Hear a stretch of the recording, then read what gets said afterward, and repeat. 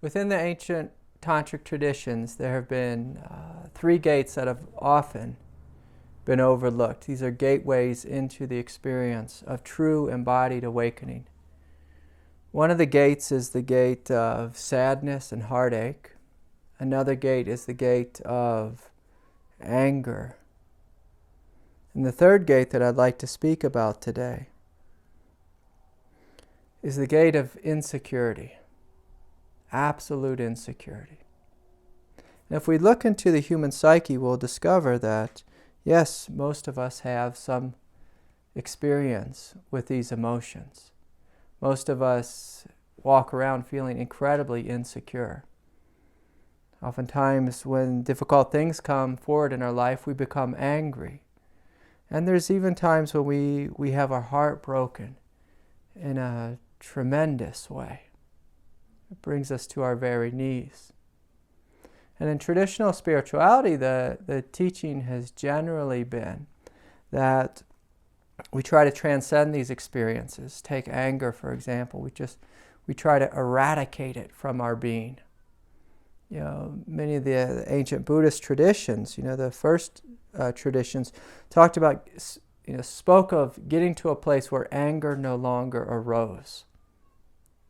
But later traditions, Tibetan traditions, which included an aspect of Tantra, were willing to look at anger, sadness, and insecurity, not as something we get rid of, but something rather that we transform.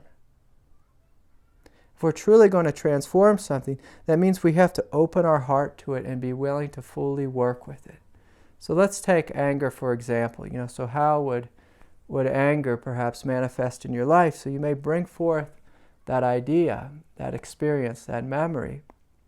And you can see when anger comes forward, we have all kinds of angry thoughts. Perhaps we have angry visions. But if you sit with anger in a deep way, if you inquire deeply into anger, what you begin to discover that deep within the heart of anger is power, is a very sense of swiftness. Perhaps it can come forward if it's transformed in the experience of swift, decisive action. It can come forward in a truth that has the power to radically transform our life. If we are willing to listen to the truth which is at the heart of the anger. But it takes someone who's courageous to sit with the anger, to let the storyline kind of evaporate out of our consciousness, to let the heat of it move through our body, and to listen with our heart and say, what's true here? What's true in this experience of anger? What's the kernel, the power that's right there in the center of it? When we listen to that power, what we will find is that anger doesn't need to arise, but power absolutely does. And this is the power that has the strength and the momentum to actively change our life, perhaps in a way where we were feeling sleepy or unconscious, or we were unwilling to move. This is the very energy, the raw energy that can transform our life.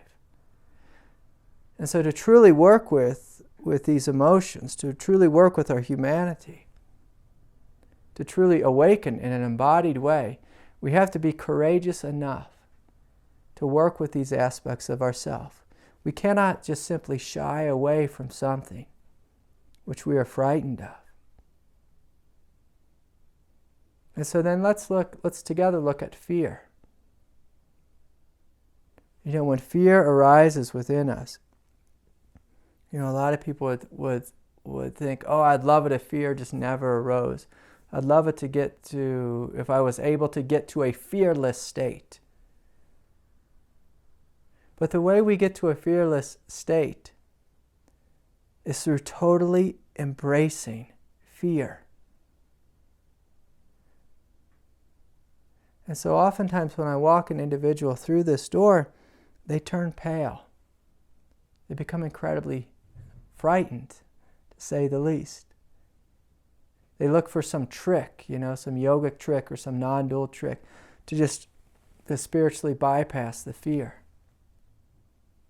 But if you feel into that deep sense of existential fear, if you embrace it totally, if you breathe through it and feel the ground falling out from under you, you will open into what the Buddha called the groundless ground.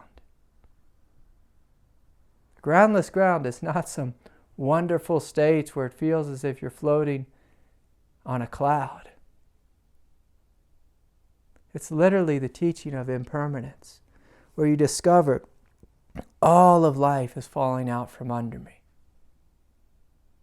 Everything which arises falls away. And you discover this truth, you discover it in your bones. You discover it in the very nature of your mind, the nature of awareness itself, through opening into fear itself. Groundless ground is not something you get to through a meditation practice. It's something you get to through embracing fear, total insecurity, head on. And when you discover groundless ground, you discover that everything you face in life, everything that comes your way, everything is an aspect of this truth. Everything is an aspect of this love. Without reservation, you discover that this fear, it brings you to your knees and it breaks your heart open, so that insecurity can no longer arise again. Insecurity has no root in you. You know fully and completely that everything is changing, evolving, falling apart, and giving birth to itself again and again and again. That even your very nature is absolutely and totally, paradoxically, indestructible.